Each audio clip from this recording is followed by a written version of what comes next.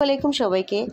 আজ আমি চলে এসেছি খুব সহজ একটা রেসিপি নিয়ে, কি করে খুব দ্রুত ফ্রেঞ্চ ফ্রাই বাসাতে তৈরি করবেন। আজ সেটাই করে দেখাবো। খুব পছন্দের একটা স্ন্যাক্স বাচ্চাদের এবং বড়দের সবারই। মাঝারি সাইজের 3টা আলু নিলাম আমি, আর এভাবে চিকন করে কেটে নিলাম। 5 মিনিট পানিতে ভিজিয়ে রাখবো। 5 মিনিট পরে আমি পুরো সেকে নিলাম একেবারে শুকনো করে, এবং সামান্য একটু লবণ মাখিয়ে নিলাম। লবণ মাখিয়ে আমি আরও 5 মিনিট রেখে দেব। 5 মিনিট পরে দেখা যাবে যে এটা থেকে পানি বেরিয়েছে। ওই পানিটাকে, যে এতটুকু পানি, এরকম পরিমাণে পানি বের হবে, ওটাকে সুন্দর করে সেকে আবার সুন্দর একটু ড্রাই করে নিলাম। কিছুক্ষণ পরে আমি একটা প্যানে মাঝারি আঁচ রেখে চুলোয় ডুবো তেলে ভাজার জন্য পরিমাণ মতো তেল দিয়ে দিলাম। এবারে আমি আলুগুলোর মধ্যে আমি দিয়ে দিচ্ছি 3 চামচ চালের গুঁড়ো এবং 2 চামচ কর্নফ্লাওয়ার। আপনাদের কাছে যদি চালের গুঁড়ো না থাকে, শুধু কর্নফ্লাওয়ার দিয়েও চলবে। জাস্ট একটু সুন্দর করে এটাকে মাখিয়ে নিব,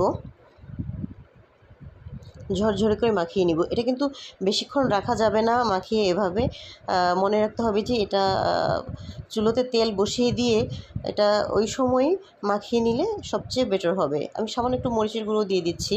এটা আপনারা যারা পছন্দ করেন দিতে পারেন, ইচ্ছা করলে আবার নাও দিতে পারেন। জাস্ট এরকম হয়ে গেলেই আমরা ভাজার জন্য এটাকে রেডি মনে করব। আমরা এখন একে একে স্ট্রিপগুলো আমি দিয়ে দিচ্ছি।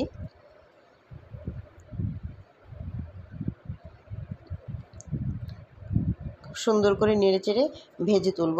সুন্দর একটা লালচে একটা গোল্ডেন একটা কালার চলে আসলে এটাকে আমি তুলে নিব। ডুবো তেলে এটাকে ডিপ ফ্রাই করতে হবে।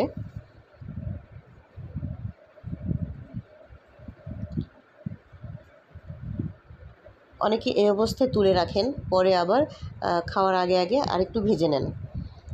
সেটাও করতে পারেন। আপনারা যারা রেখে দিতে চান অবশ্যই করতে পারেন। যে অনেক সময় এটা আপনি যদি বাচ্চাদেরকে খাওয়াতে চান বিকেলের স্ন্যাক্স হিসেবে, অনেক সময় দুপুরে আমরা কি করি, তৈরি করে রাখলে এভাবে করে আমরা পরে আবার একটু ভেজে নিলেই হবে। এই যে জাস্ট এরকম করে ফাইনালি আমরা একটু গোল্ডেন করে তুলে নিচ্ছি।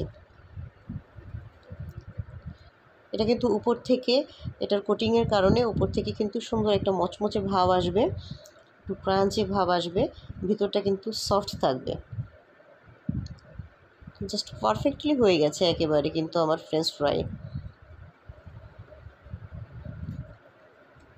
সুন্দর করে তেলটা সেকে একটা কিচেন টাওয়াল আমি ইউজ করলাম, টিস্যু দিয়ে তার উপরে রেখে দিলাম। অনেকে তেলটাকে দেখলে তেল অ্যাভয়েড করে, যার জন্য তেলটাকে শুষে নেওয়ার জন্য একটা কিচেন টাওয়াল বা কিচেন টিস্যু ইউজ করবেন। আমি সেকেন্ড টাইমও এটা যতগুলো ছিল বাকিগুলো এভাবে দিয়ে দিলাম। জাস্ট ওইভাবেই আবার ভেজে তুলে নিব। তৈরি হয়ে গেল ফ্রেঞ্চ ফ্রাই, একদমই দোকানের মতো। খুবই ভালো লাগবে, আশা করছি যে সবারই পছন্দ হবে। একদম খুবই সিম্পল কিছু ইনগ্রিডিয়েন্টস দিয়ে ফ্রেঞ্চ ফ্রাইটা কিন্তু হয়ে যায়, কোনো ঝামেলা নেই। তো আজকের এই রেসিপিটা ভালো লাগলে অবশ্যই সাবস্ক্রাইব করবেন চ্যানেলটিতে এবং একটা লাইক দিবেন ভিডিওটাতে। আল্লাহ হাফেজ।